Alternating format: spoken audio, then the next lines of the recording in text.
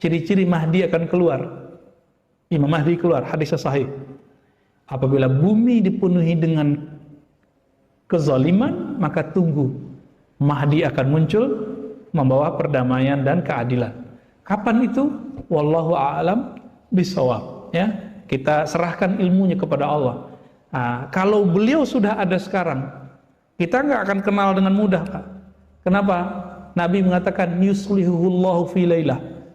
Nabi Muhammad saja Allah sembunyikan, Allah buat lalakon kepada Nabi Muhammad. Jadi tukang jaga ternak, berdagang, ya kan? Tinggal di tempat Halimah Sa'diyah. Itu semua lalakon semua, Pak. Supaya orang nggak kenal siapa namanya Muhammad, Rasulullah, calon Nabi. Begitu juga nanti Al-Mahdi itu. Mungkin ada di negeri kita, negeri mana, ya kelihatan sama orang. Sampai nanti Allah islah, baru ketahuan. Dan semoga negeri kita siap untuk menyambut itu. Ya.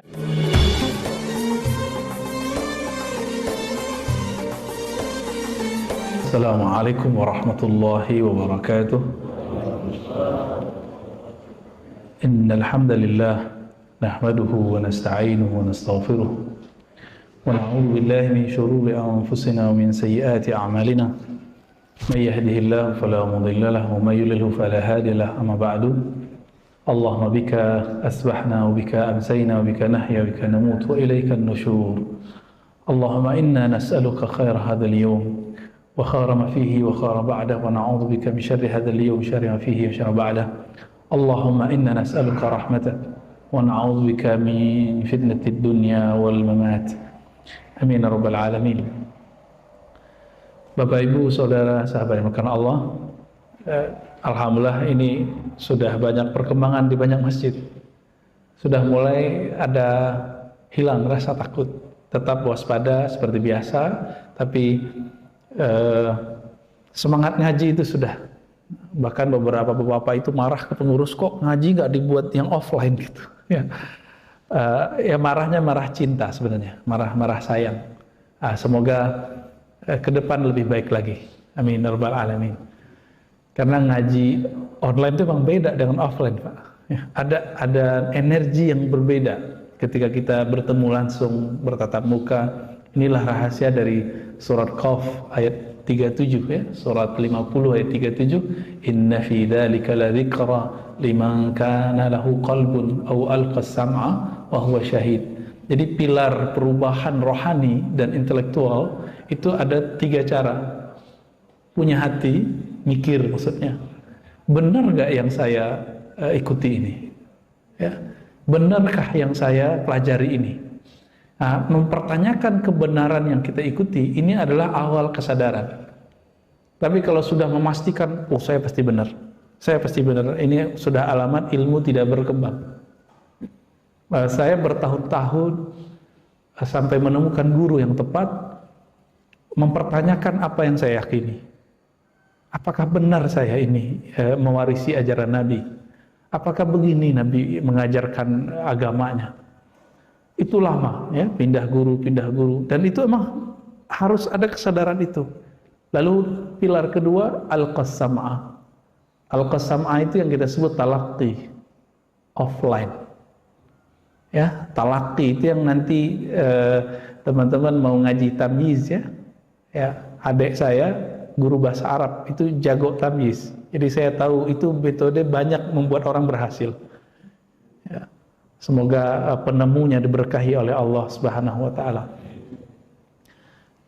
Mau talaqi itu mau denger. Jadi modal orang berubah yang kedua, mau denger aja. Saya nggak suka nih sama seseorang, tapi saya mau denger dia. Nanti akan ada Pak input yang berbeda. Tapi sekali saya bilang, oh itu ustadznya nggak semaham dengan saya. Itu bukan ustadz kami. Kalau ustadz itu datang dikabur. Ya tunggu aja Pak. Orang itu nggak akan berubah, nggak akan ada upgrade keilmuan dan intelektualnya. Nggak akan sama sekali. Maka beruntung orang-orang yang mau mendengar walaupun, wah saya belum sepaham nggak apa-apa. Nanti itu akan terbimbing. Kita kan punya pendengaran, punya hati. Itu nanti yang akan mencoba untuk merubah. Ya, kalau nggak mau dengar dari orang yang berbeda dengan kita, terus kapan kita dewasa? Ini yang terjadi di banyak masjid, di banyak majelis.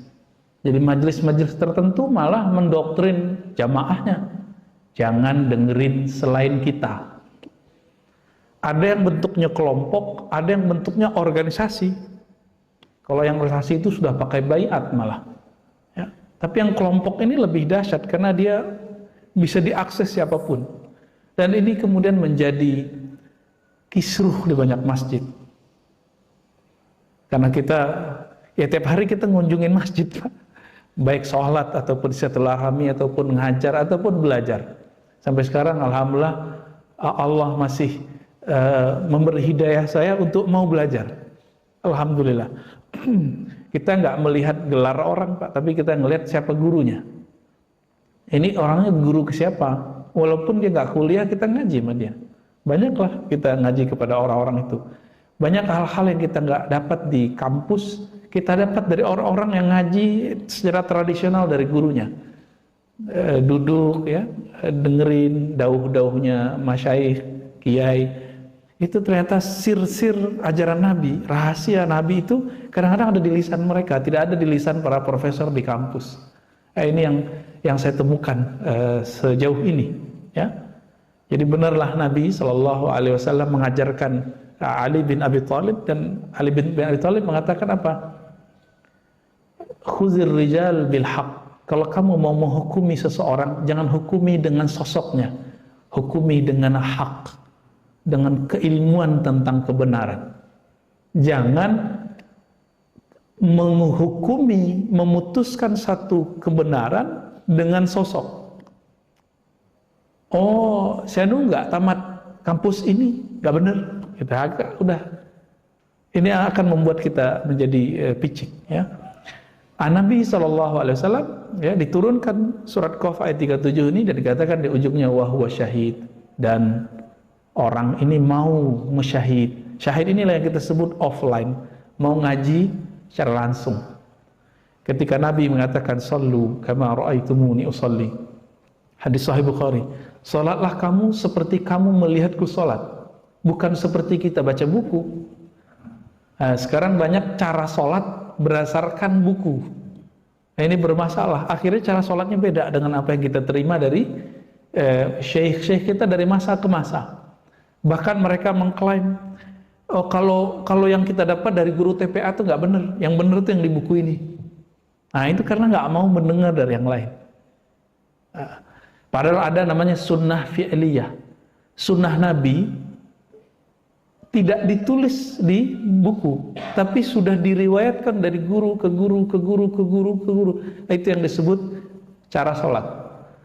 Ada sunnah membaca Al-Quran, itu kan fi'liyah juga. Bagaimana cara menggerakkan bibir, itu kan nggak tertulis di kitab hadis. Tertulisnya di kitab qiraat dan tajwid. Nah, ini contohnya. Jadi banyak sunnah-sunnah itu yang tidak kita temukan di kitab hadis, Pak. Sangat-sangat banyak. Dan yang paling mengejutkan, hadis hukum itu cukup 4.000-an, tapi hadis akhlak itu puluhan ribu.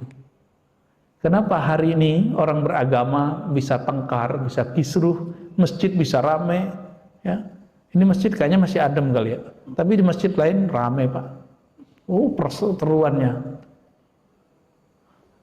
Itu kenapa? Karena orang fokus pada sunnah-sunnah ahkam, ajaran-ajaran Nabi yang berkaitan dengan hukum. Tapi mereka kurang mempelajari sunnah-sunnah akhlak. Sunnah-sunnah yang berkaitan dengan akhlak. Sunnah di situ artinya ajaran Nabi Sallallahu Alaihi Wasallam. Maka semoga di sini nanti ada kajian khasais nabawiyah atau misalnya sirah Nabi. Khusus cari ustadznya yang jago. Dan sirah Nabi itu bukan pakai teori, Pak, dia harus pakai cerita. Maka ustadznya harus orang yang alim dan bisa bercerita. Gak cukup alim. Nah, semoga nanti ketemu, Pak. Banyak di sekitar UIN itu, sekitar Ciputat itu banyak ulama sebenarnya. Pamulang sana silakan dicari. Ternyata saya jadi orang Depok juga, Pak. Ya, tadinya orang situ, Cirende. Pindah ke Pengasinan sono. Ya, Depok tapi malah lebih dekat waktu di Cirende, Tangerang Selatan ya. Nggak kebayang tadinya. Di sini kita melihat masjid-masjid, apa yang membuat masjid-masjid ini kebanyakan berbeda faham antara jamaah, pengurus dengan pengurus. Ternyata ajaran akhlak Nabi jarang diekspos. Nah, kajian tentang akhlak Nabi ini porsinya harus lebih besar daripada kajian hukum. Itu sebabnya Nabi SAW mengatakan apa? Orang masuk surga itu dua sebabnya. Takwa di hati. Yang kedua husnul khuluq. Husnul khuluq itu di akhlak. Jadi bukan di jenis baju, jenis sarung, jenis jenggot, enggak Pak. Enggak ada di situ. Masuk surga bukan di situ, tapi dari kualitas kolbu. Karena Nabi mengatakan takwa itu di dalam dadamu, dan yang kedua akhlak. Maka niatkanlah kalau berjenggot, jenggot yang ada akhlak Nabi di situ. Bersarung itu sebenarnya sunnah Nabi, Pak. Saya menemukan bahwa Nabi pakai sarung lebih banyak daripada pakai celana. Baju yang saya pakai ini gamis, ini bukan pakaian Nabi, ini pakaian Arab. Cuma karena saya melihat guru saya suka pakai baju begini waktu kita ngaji dulu, ya saya pakai begini juga. Tapi beberapa syekh kita pakai sarung. Cuma kalau pakai sarung mereka pakai jubah di luarnya. Tahu jubah itu ya, yang dipakai di luar. Wah, itu lebih cakep ya. Nah, kita ketika mengamalkan ini, niatnya bukan untuk menghakimi orang, tapi untuk menghakimi diri sendiri. Jadi ketika belajar, jangan belajar diniatkan untuk mencari hujjah, mencari argumentasi dalam berdebat, tapi karena ingin meluruskan hati. Dan yang paling menyedihkan apa Bapak Ibu yang melakukan Allah, beberapa jamaah itu dia simpatik dengan seorang ustadz karena si ustadz sepaham sama dia. Loh, kenapa si ustadz harus ngikutin paham dia? Yang benar murid ikut guru atau guru ikut murid? Giliran si ustadz ini sudah beda paham sama dia, dia bilang, itu ustadz gak benar. Jadi mulai kemudian menghakimi guru, dan ini menyedihkan sekali. Tapi di sisi lain, para guru, para ustadz, para mu'alim ini juga punya PR besar. Banyakkah input ilmunya sehingga outputnya juga besar? Nah, ini PR para ustadz, ya, ngajak menjelaskan filosofi tentang turunnya ayat pertama Iqra, baca, dia kurang baca. Alhamdulillah beberapa tahun yang lalu saya diizinkan Allah menjadi trainer dai untuk dikirim ke luar negeri, Pak, dengan satu lembaga non-profit ya. Apa hasil survei kita? Kita survei langsung aja.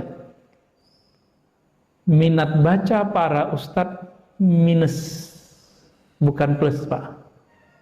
Jadi kalau Indonesia karena tidak berkembang nih ya, pertumbuhan ekonominya nggak ada, kita sebut resesi. Itu mereka sudah resesi, Pak. Akhirnya ya mohon maaf, apa yang menjadi output dari seorang muallim yang akan bisa menginput murid-muridnya itu tidak terjadi. Bapak mengalami kebosanan ngaji, kok ngaji bosen ya? Nah, itu sebabnya. Baik, ini sekedar refleksi kegalauan saya melihat perkembangan masjid dan tempat-tempat dakwah. Semoga ini bisa dipahami oleh pengurus ya. Baik. Bismillahirrahmanirrahim, kita mengkaji tentang Muhammadun qablal bi'atsah, begitu bahasa Arabnya. Nabi Muhammad SAW sebelum dibangkitkan. Saya tidak mau mengulang-ulang repetasi kajian-kajian karena ini bisa Bapak lihat di kajian YouTube beberapa hari ini. Saya ambil kisah yang lain saja dari sisi lain. Saya yakin bahwa Bapak bagus teredukasi dengan baik. Mungkin ada yang basicnya ilmu sosial, eksak segala macam. Sekarang kita coba lihat dari sekian banyak negeri yang bagus-bagus, yang subur, peradabannya tinggi, kenapa negeri yang dipilih oleh Allah adalah negeri Makkah? Orang Arab, penyembah berhala, negeri bebatuan, tidak ada pohon di situ.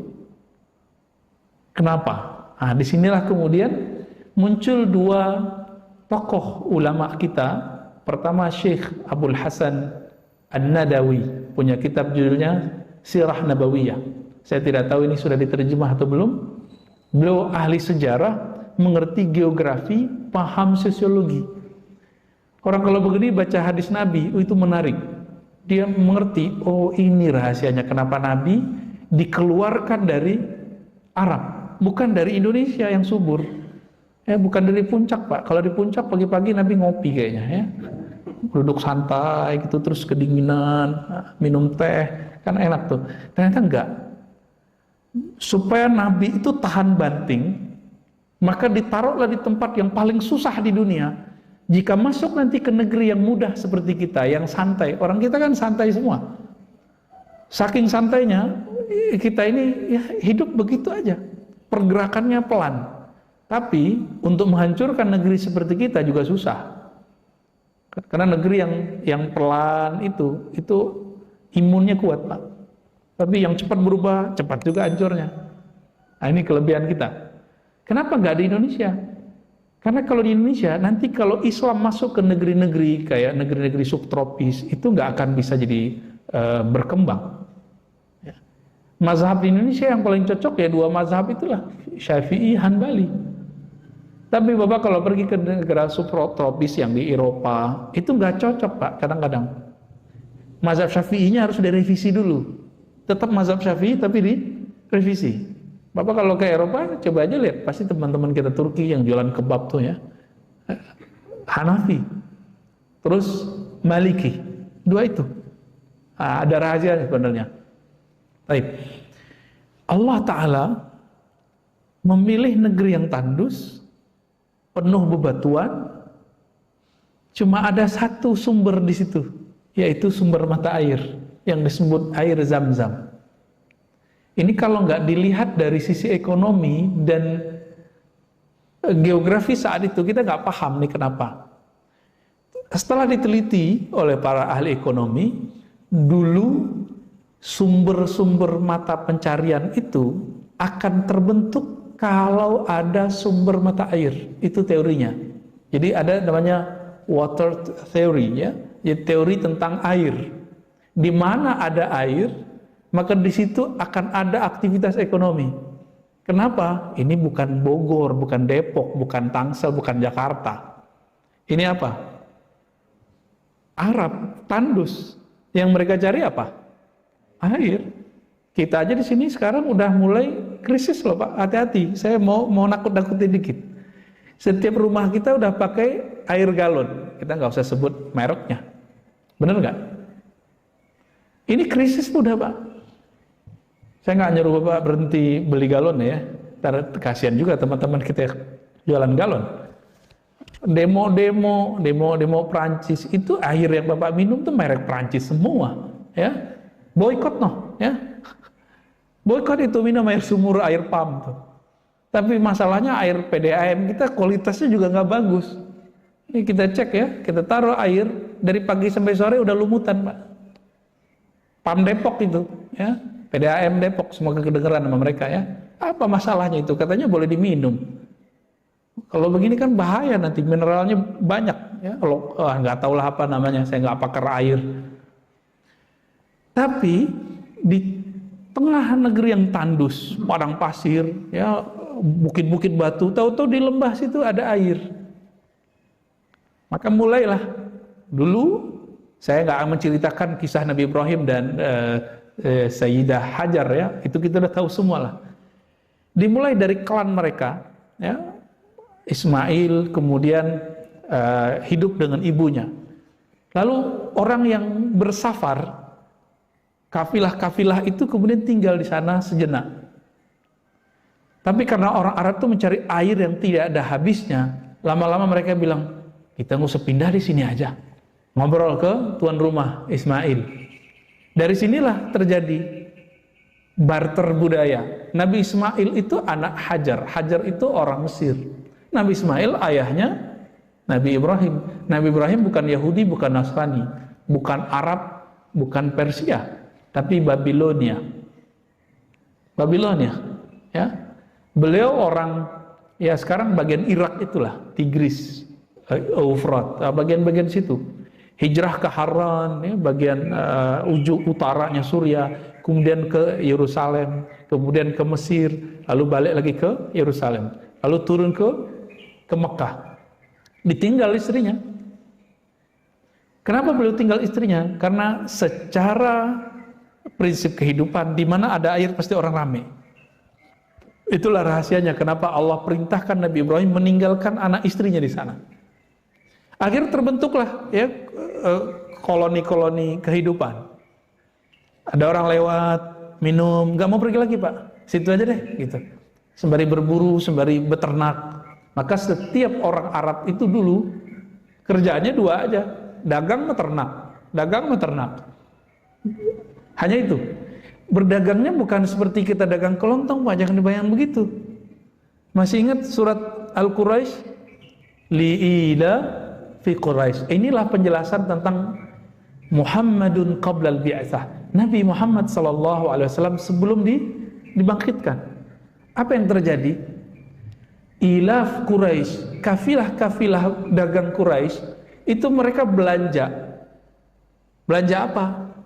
Barang-barang ke selatan, ke Teluk Aden. Teluk Aden itu dulu kapal-kapal dari Nusantara udah nyampe di situ, Pak. Buktinya apa? Jadi Teluk Aden ini barang-barang yang dijual itu barang-barang yang hanya ada dari negeri kita. Contohnya untuk mengawetkan mumi dipakai apa, Pak? Ya, kapur barus, kamper ya. Itu dahsyat itu. Sejarah kapur barus itu udah ditulis oleh orang barat setebal ini, Pak, udah ada terjemahannya. Saya suka sekali baca buku itu karena kayak membaca dua surat di Quran. Surah Al-Insan sama surat Quraisy.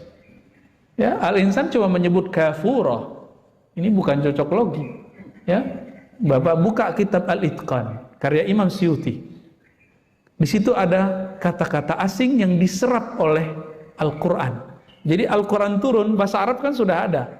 Nah, bahasa Arab itu dulu pernah menyerap bahasa India Timur, India ujung jauh. Negeri kita dulu disebut dengan Aqsal Hind, India Timur, ya, Ashraqal Hind, ya, atau Al-Hind Asy-Syarqiyah, ya, India Timur. Emang dari sana itu udah dari kitab, Pak, namanya. Jadi orang sebut dulu itu dari India, padahal itu dari kita. Dikirimlah kemudian lewat kapal, kan dulu pakai kapal, nggak mungkin dong pakai taksi, kan nggak mungkin, pakai angkot nggak ada, Pak. Transportasi yang ada waktu itu adalah kapal. Di mana berhentinya? Di Teluk Aden. Dari situlah kemudian dibawa ke Mesir, dibawa ke Sudan. Kita kan taunya mumi Mesir, Pak, ya. Padahal piramid itu dari Sudan, Ethiopia itu udah banyak. Malah duluan situ, baru kemudian naik ke atas ke daerah Egypt. Apa yang kita lihat? Hasil penelitian yang meneliti selalu orang barat, saya juga heran, bukan orang kita. Mumi-mumi itu pas dicek ternyata itu kamper kapurnya orang Sumatera Utara sama Aceh.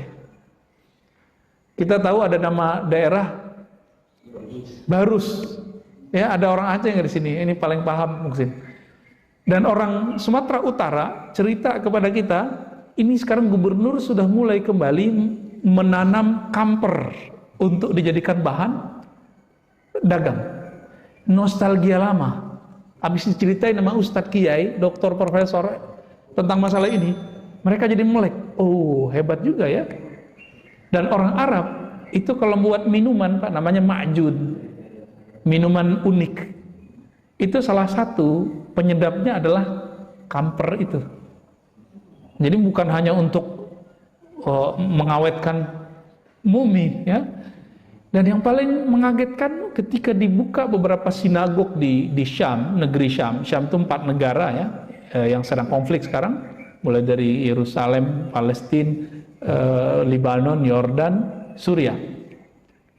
Itu di situ banyak sinagog. Kenapa? Kalau orang Yahudi kan dulu di sana. Gereja ataupun sinagog dulu punya tempat khusus, ada perpus, ada ruang menyimpan benda-benda berharga. Ketika dibuka peti-peti berharga, bukan emas Pak di dalamnya, tapi ketemu cengkeh. Cengkeh cuma tumbuh di Ambon Pak dulu. Ajib gak tuh? Nyampe ke negeri Arab subtropis, yaitu daerah Suria, Syam, ya, daerah Libanon dan Palestina. Ini membuat kemudian teori-teori yang berkembang liar kemana-mana, cuma karena ada kaidahnya bisa disambungkan. Berarti sebelum Nabi Muhammad lahir, Mekah itu jalur sutra sebenarnya. Kenapa? Setiap kafilah dagang yang belanja di selatan Yaman, ini saya lupa bawa slide-nya Pak, itu ada petanya, enak kalau dilihat. Jadi mereka turun ke bawah, setiap musim tertentu mereka naik. Fisyita iwas saif, musim dingin mereka kemudian ke bawah, karena setiap ke bawah itu musim dinginnya nggak terlalu dingin, ya. Lalu musim panas mereka belanja ke atas. Makanya orang Arab itu pada seneng Pak menikahi orang-orang Syam, karena musim panas ke sono. Panasnya mereka kan nggak panas. Panasnya mereka nggak panas Pak. Baik. Dari sini baru sisi ekonomi saya cerita, ya. Sisi ekonomi saya cerita bahwa Mekah itu bukan negeri hamparan kosong, tapi itu jalur sutra luar biasa. Orang-orang kafilah-kafilah pedagang itu dulu minimal mampir di sana. Nah, orang Arab, Quraisy khususnya, mereka bertugas menjaga Mekah, Ka'bah.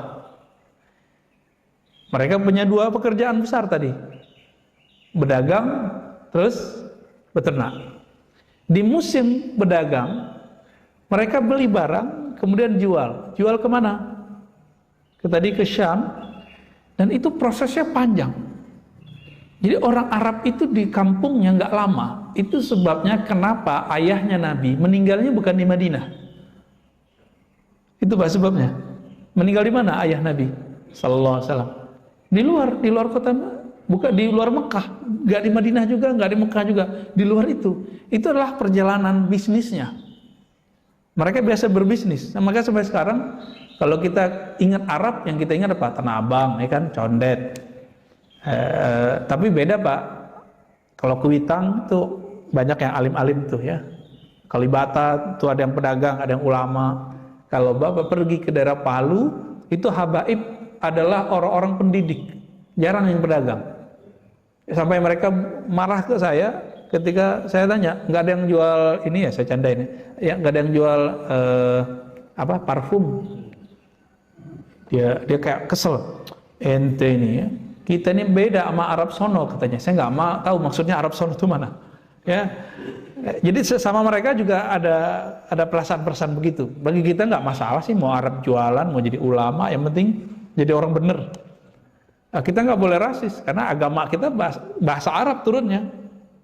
Tapi nggak boleh juga kemudian mengarabkan negeri ini, mengislamkan negeri ini wajib. Tapi mengarabkan nggak, karena Arab beda zaman, itu beda budaya. Seperti model baju tadi, ya, beda zaman dan beda budaya. Bapak kalau mau lihat tradisi Nabi, itu masih banyak di kalangan ulama Yaman. Ulama Yaman, Tarim. Nah, itu yang dibawa oleh habaib itu masih banyak yang mirip. Ya. Lalu orang-orang Arab yang strategis ini di kota Mekah, muncul pertanyaan.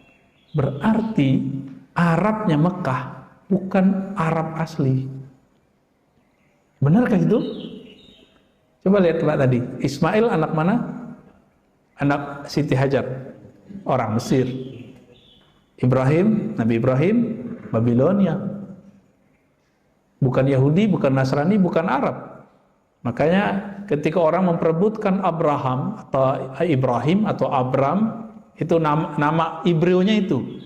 Bukan mereka merubah nama Ibrahim, Pak. Emang dalam bahasa Ibrani, orang nyebutnya Abram atau Abraham. Bahkan ibunya Nabi itu mengetahui anaknya itu bakal jadi nabi. Apa kata beliau? Bu'ista rasulan, ya. Hai anakku, engkau akan diutus sebagai rasul mengikuti agama Abrahama, nah, atau Ibrahama. Jadi Aminah masih menyebut Abraham atau Ibrahim, masih menyebut begitu. Jadi itu bukan pemutaran ini. Yang ditukar oleh sebagian ahli kitab bukan di nama, tapi diisi ajarannya. Nah, ini perlu diluruskan ya. Kita kadang orang awam mikir, wah itu udah dirubah tuh. Justru kita dituduh merubah. Karena dalam bahasa aslinya Ibrahim tidak ada, yang ada Abraham. Lalu Arab asli di mana? Itu pertanyaannya. Condet Pak. Ya, itu mah perantauan semua Pak. Arab asli yang di jazirah, yang kita sebut jazirah Arab Peninsula itu yang mana? Ternyata Arab yang asli itu ada di Yaman Pak. Dan yang paling tua itu negeri Sabah, tempatnya Sayyidah Bilqis. Ya, Bilqis itu Arab asli. Dan sampai sekarang ada satu kampung di Yaman masih ngomong bahasa Arab Sabah. Dan itu kalau saya alhamdulillah bisa ngomong bahasa Arab ya. Alhamdulillah, ngajar seharian penuh bisa bahasa Arab. Tapi kalau dengerin orang Sabah ngomong saya nggak ngerti. Ya, nggak ngerti sama sekali. Di situ kita ngerasa bodoh lagi. Banyak juga yang aku nggak tahu nih ya. Apalagi kalau Arab sudah bahasa lokalnya ya. Jadi Arab yang resmi fasih itu sudah beda dengan dialek-dialek kampungnya. Nah, jadi Arab asli itu di daerah Yaman. Jadi Arabnya Nabi disebut Arab Musta'rab.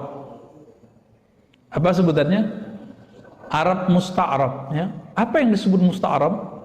Orang-orang yang sudah campuran. Jadi Nabi Ismail menikah dengan orang-orang Arab asli yang mampir ke sana, lahirlah Arab turunan.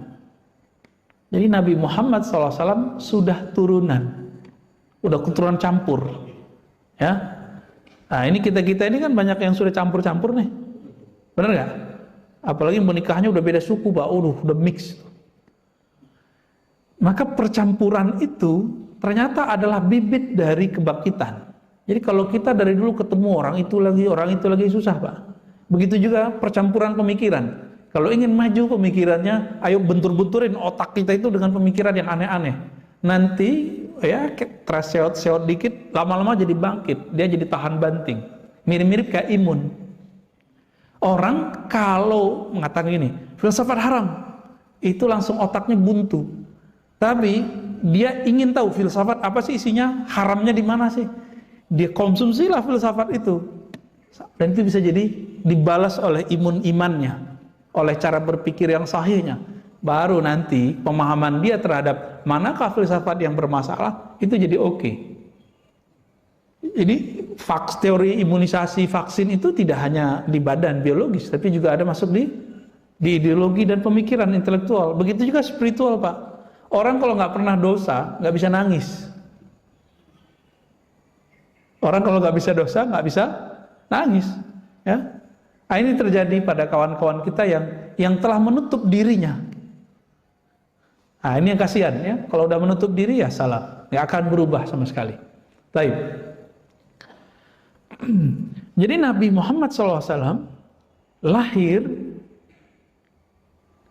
dalam posisi dan keadaan yang sangat strategis. Lebih strategis dari kita Pak. Kalau kita paling dulu bernyanyi nenek moyangku seorang pelaut. Oh, mereka lebih dari itu.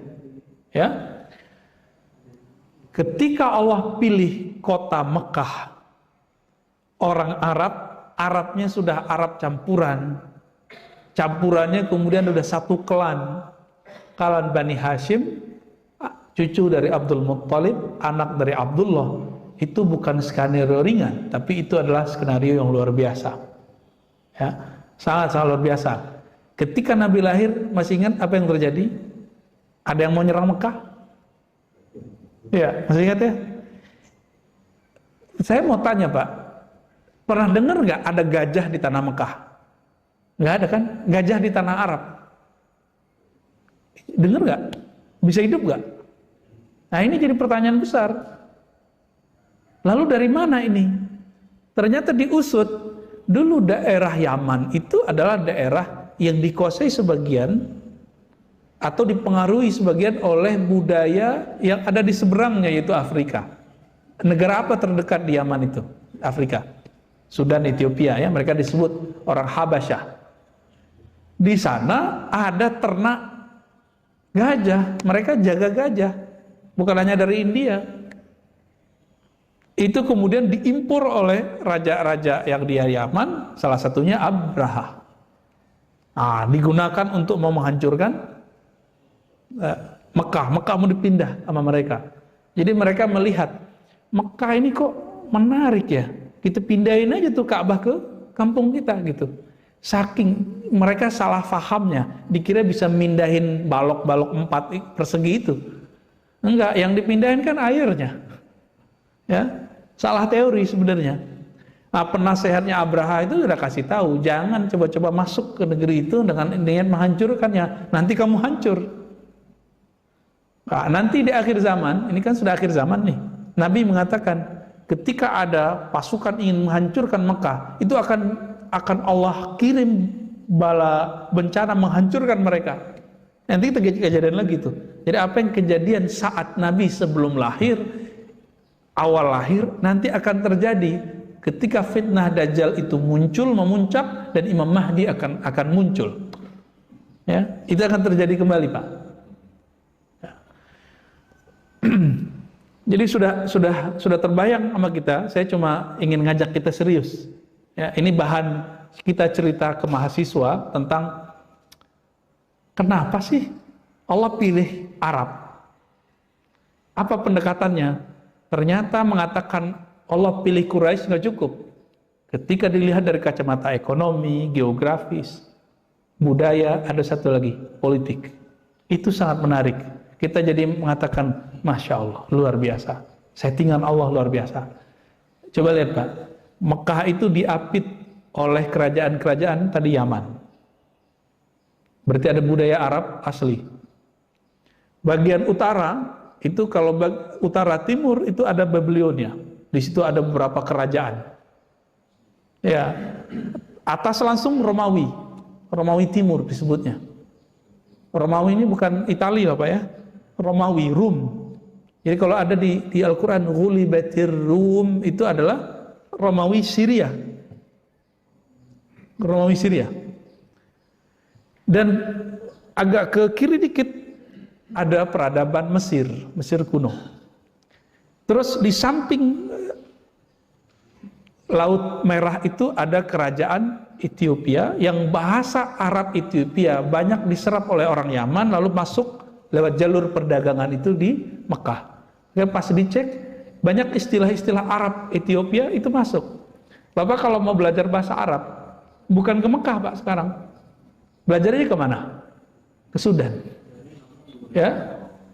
Salah satu dosen saya dulu Pak Sayuti Nasution ya, almarhum, suami dari ahli tafsir Indonesia, doktor tafsir pertama di Al-Azhar, Dr. Faizah, ya, orang cerdas aja itu, orang Betawi sini Pak. Suaminya orang Mandailing, ya, Sumatera Utara. Itu ngambil bahasa Arabnya di mana? Di Sudan. Ustadz yang masyhur sekarang ngambil S3-nya di mana? Sudan juga, walaupun hadis ya. Atau sebenarnya itu negeri bahasa sebenarnya itu. Mereka kalau ngomong Arab lebih fasih daripada wilayah-wilayah lain. Jelas. Fasih itu bahasa Arab artinya jelas. Itu maknanya. Itu peradaban politik, secara politik seperti itu. Jadi Mekah itu dikelilingi oleh budaya yang macam-macam. Maka Arthur Jeffrey, seorang orientalis, mereka menyebut dirinya belakangan bukan orientalis ya, revisionis, pengkaji Islam gitu. Dari Australia, kemudian pernah tinggal di Mesir, lalu menjadi guru-guru besar di Eropa. Ini menulis tentang kata-kata asing yang ada di dalam Al-Quran, yang diserap oleh Quran. Di situ dia kemudian menghubungkannya dengan teori politik, budaya, bahwa Mekah ini diapit oleh banyak hal. Salah satunya kerajaan-kerajaan itu, ya. Berdasarkan ini, Bapak Ibu Saudara bukan Allah, kita mulai menyadari, oh ternyata Arabnya Nabi itu bukan seperti Arab yang kita bayangkan sekarang. Itu negeri luar biasa. Diceritakan Abraha ingin memperebutkan, itu hanya salah satu contoh bahwa negeri ini hendak diperebutkan. Ini salah satu muqaddimah dalam memahami kok seorang Nabi Muhammad SAW yang dipilih. Kira-kira seperti itu. Nabi Muhammad punya ayah Sayyid Abdullah punya ayah Abdul Muttalib, punya ayah, siapa nama ayahnya? Abdul Manaf, ya, Hashim dulu ya, bin Hashim bin Abdul Manaf bin Qusay, terus ke atas Adnan. Maka orang Arab itu disebut Adnani, Bani Adnan. Maka salah satu nama Nabi adalah walad Adnan. Abdul Muttalib itu adalah orang yang berdoa, naik beliau ke atas gunung, bukit-bukit yang ada di sekitar Ka'bah itu. Ketika Abraha masuk mau menyerang, beliau berdoa, Ya Rabbal Bait, Ya Allah yang memuliakan negeri Mekah. Meskipun Abdul Muttalib tidak sanggup menghadang budaya syirik yang sudah diserap oleh para pedagang. Di sini juga nih jahiliyah kalau diterjemahin apa Pak? Kebodohan Arab pranabi. Mereka itu waktu datang ke daerah Suria, itu di pasar-pasar Suria ada tempat-tempat ibadah menyembah berhala. Karena yang nyembah berhala itu wong kaya gitu ya, orang kaya bukan main. Akhirnya dia mikir, oh kalau mau kaya, mau keren, kita sembah berhala. Gitu Pak. Abdul Muttalib gak masuk. Karena kita udah teliti, kakek-kakek, ayah-ayah Nabi, itu gak ada satupun yang musyrik. Satupun gak ada yang musyrik. Di zaman tidak ada Nabi, mereka gak musyrik. Kecuali oleh orang Syiah. Bagi orang Syiah, Abdul Muttalib itu Nabi Pak. Ini bocoran aja ya. Bagi kita enggak. Kita hanya mengatakan mereka agamanya Hanif. Hanif itu artinya tidak menyekutukan Allah di saat tidak ada para nabi. Dakwahnya nggak nyampe ke sana. Saya mulai paham itu ketika membaca kisah Salman. Bapak, saudara yang melakukan Allah, Salman itu ketemu Nabi umurnya udah berapa Pak? Ya. Imam Zahabi sebutkan dua riwayat, 350 tahun sama 250 tahun. Mungkin nggak tuh? Mungkin aja ya. Saya punya guru qiraat meninggal umur 150, Pak. Kakek guru kita. Jadi guru saya punya gurunya ini punya ayah. Ayahnya umurnya 150 tahun baru meninggal. Orang Sumatera sana. Saya pikir-pikir, oh mungkin juga ya. Salman Al-Farisi, Salman orang Persia. Persia Iran sekarang. Iran sekarang itu kita sebut Persia. Ternyata dulu adalah anak kiai Majusi. Majusi nyembah apa? Api. Ya, bukan main mercon terus jadi Majusi, enggak Pak ya. Kalau ada orang tahun baru main api, dia mengikuti budaya yang enggak bener, tapi dia enggak akan jadi Majusi. Ya, orang main trompet enggak akan menjadi Kristen atau Yahudi. Karena untuk masuk Kristen, lahir itu harus dibaptis dulu. Jadi meme tentang menganut tiga agama sekaligus, ya bagi saya itu kebodohan yang terstruktur ya, yang tersebar.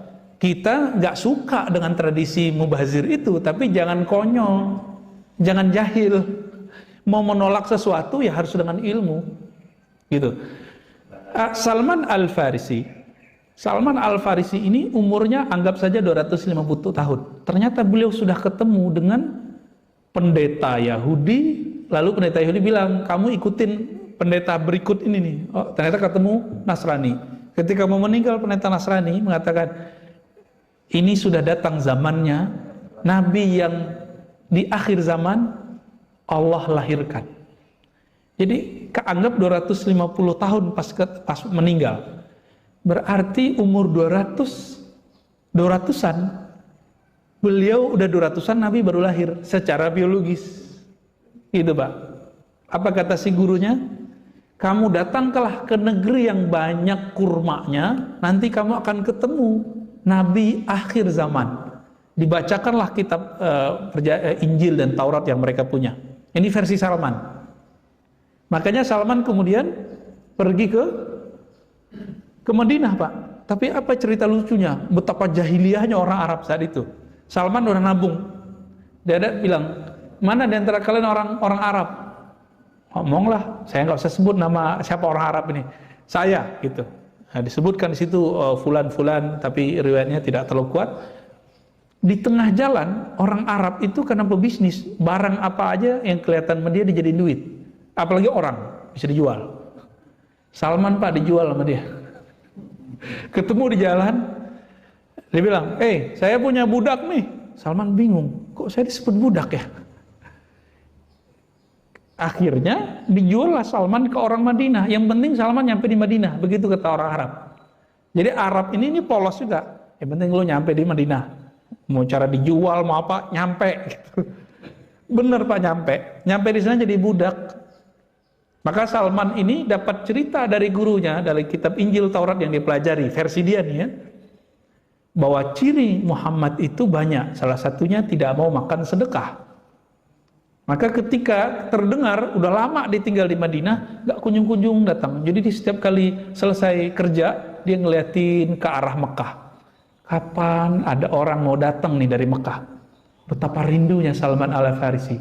Gak tahan hatinya untuk ingin ketemu Rasulullah Sallallahu Alaihi Wasallam. Salman Al-Farisi, gak kuat kita Pak.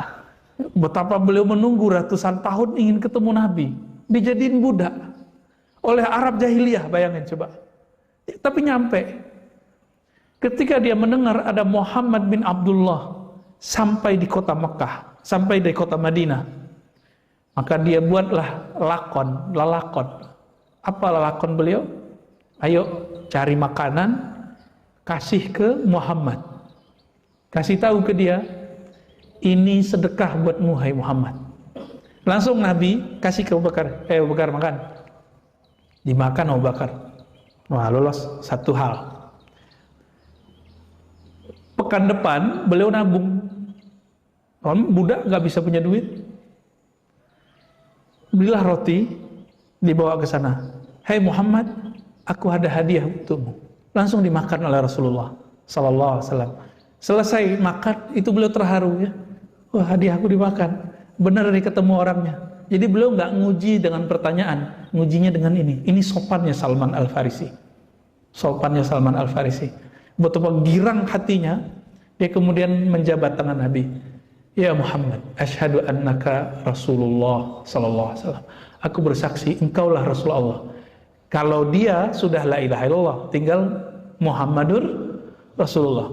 Saya nggak bisa bayangkan saat itu bagaimana terharunya Salman Al-Farisi. Sangat-sangat terharu. Salman itu menyaksikan pra-nubuwat, pra-bi'asah kerasulan Sallallahu Alaihi Wasallam. Maka dengan ini Bapak Ibu Saudara Allah, kebayang sudah jahiliyahnya Arab. Apa aja barang dijual sama dia, orang jadi jual ya. Tapi justru Nabi mengatakan kemudian, Salman minna ahlul bait. Salman dari kami, Salman adalah ahlul baitku. Nabi menyebut ahlu bait artinya kan keluarga. Keluarga. Biasanya Ali, Fatimah, Hasan, Husain itu biasa. Tapi sekarang yang disebut adalah Salman Al-Farisi radhiyallahu taala anhu. Ternyata kekeluargaan itu ada dua. Ada kekeluargaan rohani, ada kekeluargaan jasmani. Keturunan Nabi. Tapi akhlak nggak akhlak Nabi, keputus. Yang mutus langsung Fatimah. Ya. Kita bukan keturunan Nabi Muhammad, tapi kita ambil akhlak Nabi Muhammad. Insya Allah kita termasuk rohaninya rohani para habib, meskipun fisiknya bukan fisik para habib. Nah, kira-kira itu beberapa sharing saya tentang masa sebelum pra kerasulan dan kenapa Allah pilih negeri ini, negeri tersebut sebagai negeri para rasul, negeri rasul dan para sahabat mulia. Di situ ada yang mau didiskusikan Pak, mau ditanyakan? Ya. Ini nggak ada yang tidur nih, ada yang tidur ya? Ya. Orang kita nggak ada ngelucu-ngelucunya loh Pak ya. Ya. Ya, yang tidur anak saya malah Pak. Mau kita ketemu guru yang sangat menguasai ilmunya, silakan bapak-bapak jika ada yang ingin ditanyakan. Ya, Pak. Ya, silakan Pak.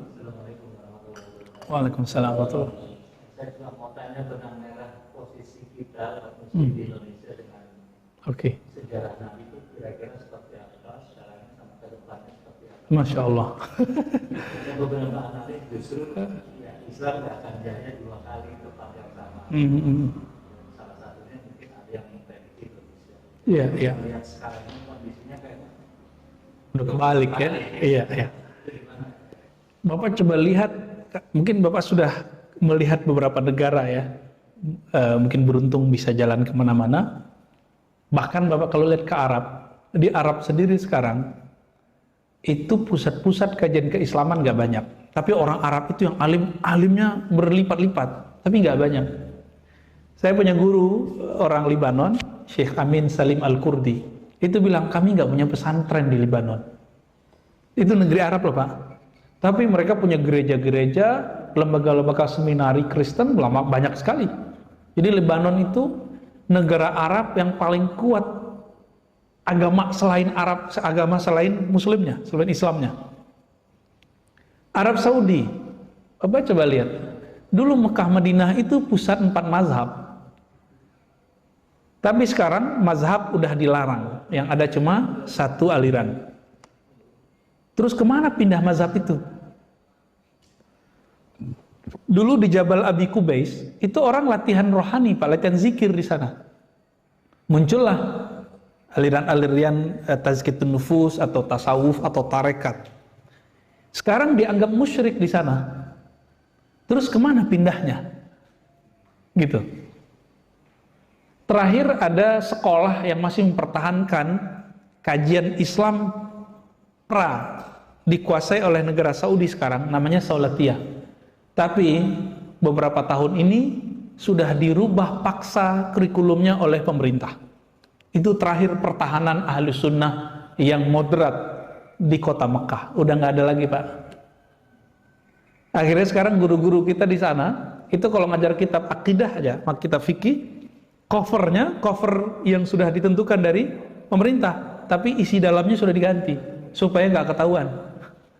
Kalau ada sidak, kacau Pak, bisa masuk penjara. Terus kemana perginya? Itu udah pindah kemana-mana Pak, udah pindah ke Maroko, udah pindah ke Turki, udah pindah ke India, udah pindah ke Yaman. Dan yang paling banyak pindah keturunan Rasulullah, pindahnya ke Indonesia. Makanya Al-Habib Omar dan Habib yang datang ke Indonesia, mereka kaget. Kok buyut-buyutnya, kakak buyutnya, itu banyak yang dikubur di sini.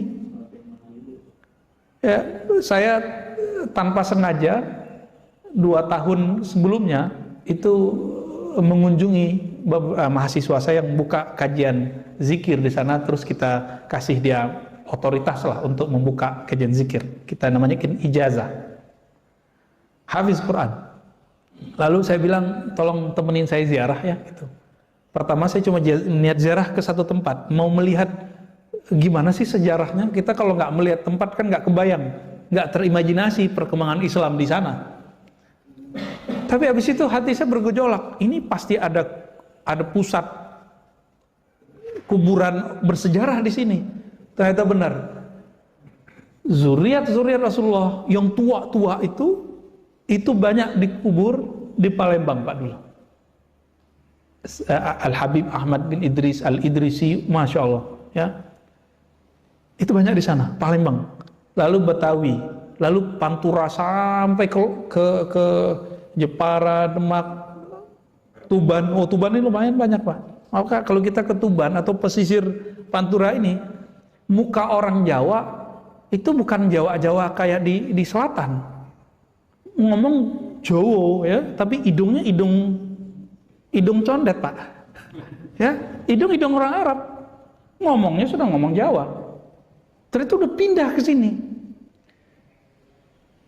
Quraisy Shihab, ya, itu ulama besar. Terlepas dari semua kontroversial beliau S1, S2, S3 di Mesir dan udah menguasai wilayah-wilayah sana. Jadi udah kemana-mana. Apa kata beliau? Yang punya tradisi pesantren cuma orang Indonesia. Ini di sini imam kita mungkin sudah punya pusat tahfiz kali, udah punya. Ya, silakan difasilitasi Pak. Ya, di mana-mana saya ngelihat, rumah tahfiz itu baru Quran, belum TPQ, belum lagi MDA, belum lagi yang serius mahat udah dahsyat sekali. Dan di Indonesia mungkin pesantren nggak perlu izin, cukup kesepakatan masyarakat, benar nggak? Dan ini surganya ilmu. Kita nggak ketemu di belahan manapun sekarang di dunia seperti Indonesia. Kita bersyukur. Negeri jiran aja Pak, kita kalau mau buat apa harus ada backingan. Kalau nggak bisa dibubarkan. Agak berat tantangan teman-teman kita di tetangga-tetangga, apalagi di Saudi. Bapak buat pengajian begini di Saudi, digerebek sama polisi syar'i. Polisi syar'i tapi nggak nyar'i. Ya, dulu kejadian 2002. Sekolah perempuan kebakaran, orang Malaysia kan pakai cadar, ya udah jadi budaya agama, jadi budaya yang dilembagakan dalam bentuk kewajiban beragama. Jadi orang Saudi itu nggak bisa lepas perempuannya dari, nggak bisa lepas, itu udah jadi, atau agama yang berbudaya, terserahlah diistilahkan apa, karena implikasinya nanti beda. Saking konyolnya polisi syurtoh karena mereka nggak belajar agama dengan benar, perempuan yang lari dari api. Kan cadarnya dicopot. Apa kata polisi? Balik, ambil cadar kalian. Balik Pak, masuk ke kelas. Ada yang mati, ada yang kebakar. Konyol nggak tuh? Ya, orang telanjangnya boleh lari kok kalau lagi kebakaran. Apalagi cuma buka cadar. Masuk berita 2002. Terus kemana ilmu itu sekarang? Ilmu itu sudah banyak berkembang ke negara-negara luar. Dan yang paling stabil adalah negeri kita, alhamdulillah. Negeri Nusantara inilah. Indonesia, Malaysia, Brunei, Singapura, ini paling stabil, alhamdulillah. Jadi secara populasi, ini saya kan bukan dukun juga bukan peramal Pak, tapi kita melihat dari indikator-indikator ini, kalau perangkat-perangkatnya sudah kuat, budaya sudah mendarah daging.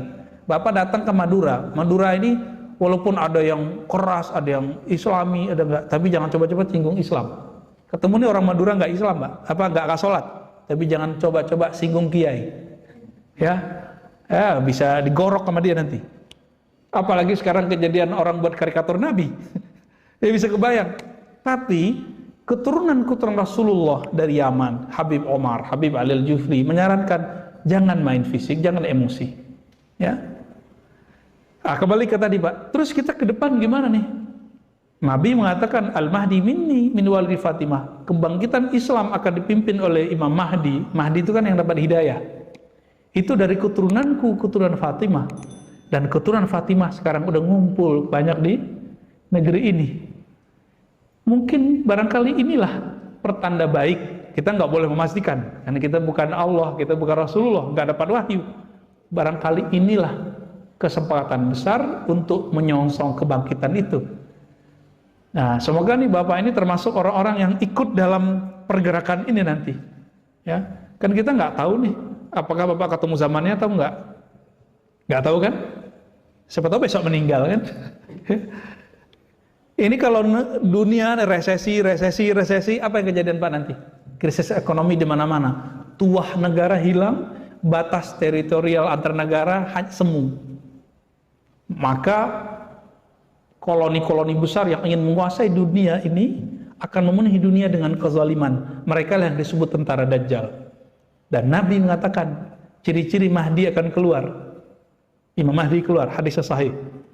Apabila bumi dipenuhi dengan kezaliman, maka tunggu Mahdi akan muncul membawa perdamaian dan keadilan.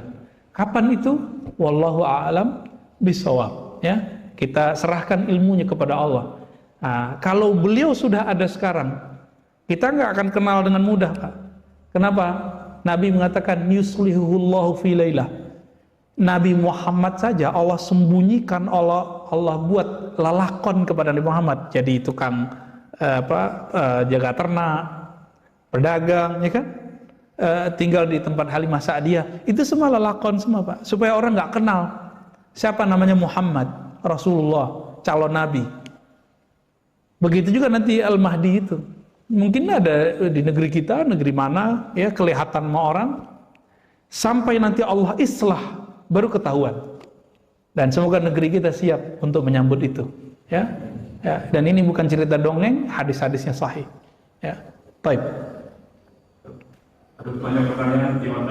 Nah, kita ringkas-ringkas saja, Pak. Pertanyaan dikit, kita jawab dikit. Kira-kira apa Rasulullah menurunkan Muhammad di Arab? Sallallahu alaihi wasallam. Pakai bahasa Arab soalnya. Iya, pakai bahasa Arab ya. Yang kedua, kan Islam turun di Arab. Pasti tidak bisa kita pisahkan budaya. Bagaimana memisahkan budaya? Oke.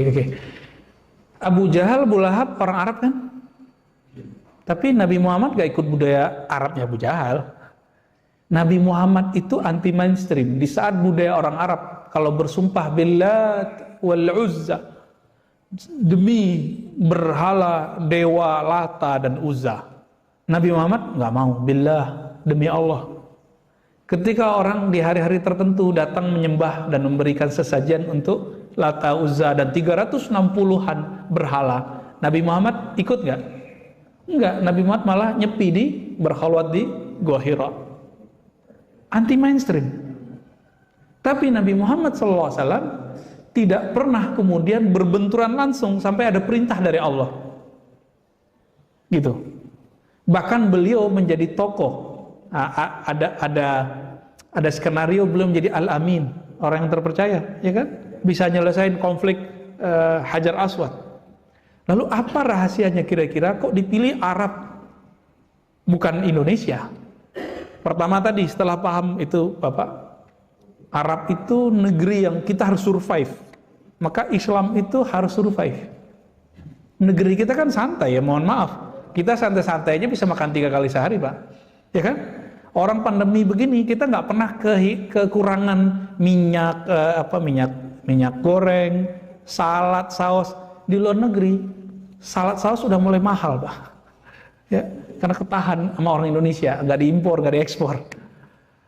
Udah banyak sekarang perubahan. Dan yang paling santai kita, negeri kita sekarang, ini kekuatan menyambung sama ini. Belanja rumah tangganya hampir 60%. Jadi mau resesi gimana juga kita santai-santai aja, makan nasi goreng, nasi uduk, santai aja, Pak. Ini kabar gembira, biar nggak terlalu horor, Pak, memahami berita-berita resesi dan krisis ini. Nah, kembali ke yang tadi, kenapa Arab? Tadi itu, ya, strategis. Jadi setelah disebutkan itu survive, maka itu strategis. Karena dia strategis, udah campuran sekian bahasa, bahkan Imam Suyuti menyebutkan 11 bahasa yang sudah diserap dalam bahasa Arab. Mulai bahasa yang tua, namanya bahasa Aramaik, bahasa Nabatian, bahasa Ethiopia lama, bahasa Rum, bahasa Greek, bahasa Hind, termasuk Melayu itu disebut bahasa Hind dulu. Akhirnya bahasa Arab itu bisa dibaca, bisa dilafazkan oleh negara mana saja, bangsa mana saja.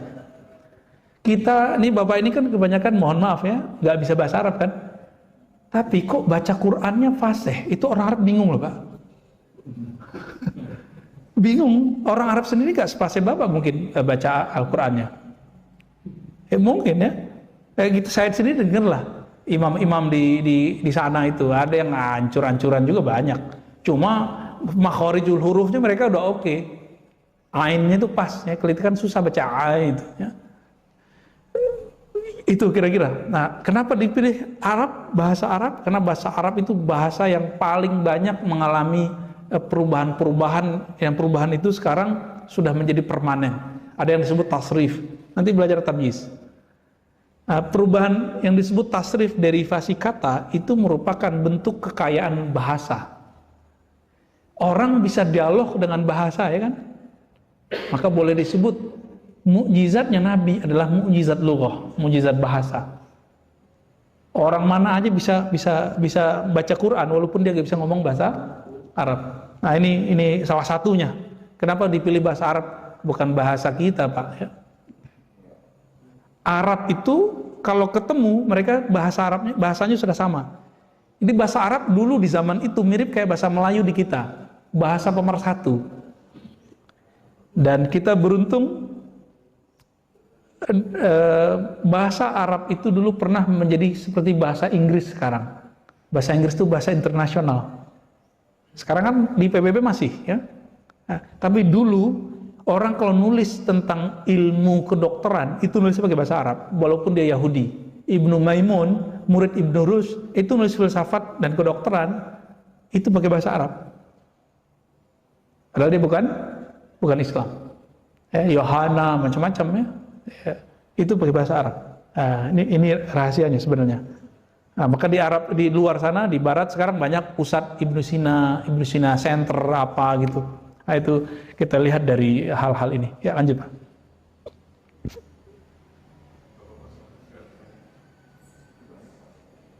Masih banyak? Satu lagi, apabila ada masih ada keturunan secara materi ini ya Rasulullah, apa masih boleh disebut sahih? Siapa? Apabila masih ada Darah keturunan secara materi ini ya dari ibu. dari ibu. Oh, dari ibu tidak boleh disebut kalau sudah jauh ya. Tapi kalau langsung masih bisa. Misalnya ibunya Syarifah, keturunan Rasulullah. Tapi bapaknya ya, bukan orang keturunan Rasulullah. Ini ulama sedikit berbeda pendapat, tapi di Yaman ada yang membolehkannya. Tapi masih jalur pendek. Tapi kalau sudah keturunannya lagi udah enggak. Ya, keturunannya lagi enggak. Gelar Habib Sayyid ini Bapak Ibu, ini mirip kayak hadis. Tinggal dicek nasabnya benar atau enggak. Kalau benar disebut Habib Sahih. Sama hadisnya kalau dicek ini transmisinya rawinya benar enggak. Kalau benar disebut hadis Sahih. Kalau enggak begitu juga. Maka di Indonesia ada Habib yang benar, yang sahih, ada Habib yang hasan, ya, yang kuat-kuat, tapi masih kalah pamor, kalah nasab dengan yang satu lagi, dan ada yang Habib doif dan palsu. Itu banyak. Nah, cuma modal hidung mancung sama jenggot, terus pakai gamis sama serban, udah jadi Habib, enak amat ya. Hati-hati, man kadzaba alayya muta'ammidan falyatabawwa maq'adahu minan nar. Kalau enggak yakin amat keturunan Rasulullah, jangan ngaku keturunan Rasulullah. Jadi hamba biasa aja. Jadi orang biasa dan bebannya lebih dikit. Keturunan Nabi, keluarga Nabi, dosanya itu dibesarkan melebihi orang biasa. Sebagaimana pahalanya dibesarkan melebihi orang biasa. Masih ada? Apakah anak dipilih oleh Allah karena salah satunya sebagai bangsa kaum barat? Itu salah satu hikmah yang diambil oleh beberapa sejarawan. Ya, mereka nomaden dulu. Tapi ketika sudah ada Ka'bah, udah enggak. Mereka sudah enggak nomaden lagi. Ah, ini penting. Sejarah nomadennya Arab itu berhenti ketika Zam-Zam sudah ditemukan oleh mereka. Jadi Zam-Zam itu artinya kan kumpul.